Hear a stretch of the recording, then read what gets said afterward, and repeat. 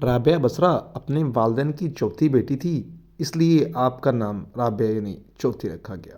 وہ ایک انتہائی غریب لیکن معزز گھرانے میں پیدا ہوئی۔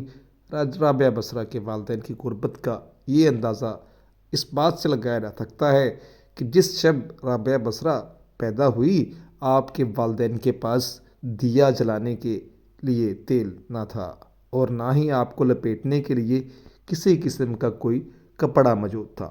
آپ کی والدہ نے آپ کے والد سے درخواست کی کہ پڑوسیوں کے پاس سے تھوڑا تیل لے آئے تاکہ دیا جلایا جا سکے۔ آپ کے والد نے پوری زندگی اپنے خالق حقیقی کے علاوہ کسی کے آگے ہاتھ نہ پھیلایا تھا، چنانچہ وہ پڑوسی کے دروازے تک تو گئے لیکن وہاں سے بھی خالی ہاتھ واپس لوٹ کر آ گئے۔ رات کو رابعہ بصرہ کے والد کو خواب میں حضور پاک صلی اللہ علیہ وآلہ وصحبہ وسلم کی زیارت ہوئی اور آپ صلی اللہ علیہ وآلہ وسلم نے رابعہ کے والد کو بشارت دی کہ تمہاری نومولود بیٹی خدا کی برگزیدہ بندی بنے گی اور مسلمانوں کو صحیح راہ پر لے کر آئے گی۔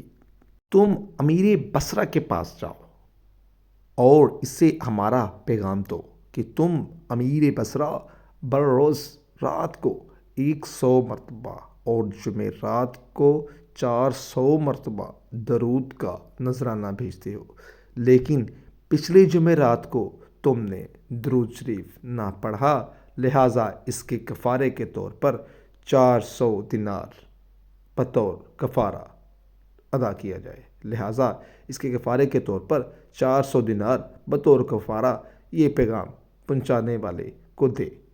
وہ رابعہ بصرہ کے والد اٹھے اور امیر بصرہ کے پاس پہنچ گئے۔ اس دوران آپ کی آنکھوں سے خوشی کے آنسو جاری تھے۔ جب امیر بصرہ کو رابعہ بصرہ کے والد کے ذریعے حضور پاک صلی اللہ علیہ وآلہ وسلم کا یہ پیغام ملا تو وہ یہ جان کر انتہائی خوش ہوا کہ نبی آخر الزماں صلی اللہ علیہ وآلہ وسلم کی نظروں میں موجود ہے۔ اس نے شکرانے کے طور پر فوراً 1000 دینار غربا میں تقسیم کرائے اور 400 دینار رابعہ بصرہ کے والد محترم کو ادا کیے اور ان سے درخواست کی کہ جب بھی کسی بھی چیز کی ضرورت ہو وہ بلا جھجک تشریف لا سکتے ہیں۔ کچھ عرصے بعد رابعہ بصرہ کے والد صاحب انتقال کر گئے۔ اس اثنا میں بصرہ کو سخت قحط نے اپنی لپیٹ میں لے لیا۔ قحط کے دوران آپ رابعہ بصرہ اپنے بہنوں سے بچھڑ گئی۔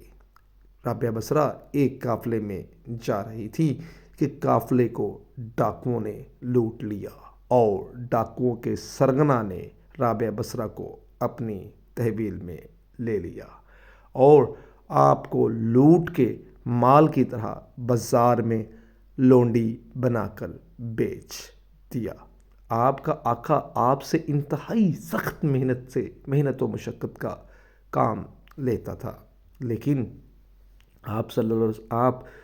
تاہم اگر آپ یہاں سے کوچ کر جانے کا فیصلہ کرتی ہیں تو میری بس ایک درخواست ہے کہ میری طرف سے کیے جانے والی تمام زیادتیوں کا اس ذات کے صدقے معاف کر دیں جس کی آپ دن رات عبادت کرتی ہیں اور آپ راتوں کو جاگ جاگ کر اس کی عبادت کرتی ہیں۔ یہ پیغام اس نے دیا جس نے آپ کو قید کیا تھا۔ ناظرین، یہ چند ایک واقعات ہیں، مزید واقعات کے لیے چینل سبسکرائب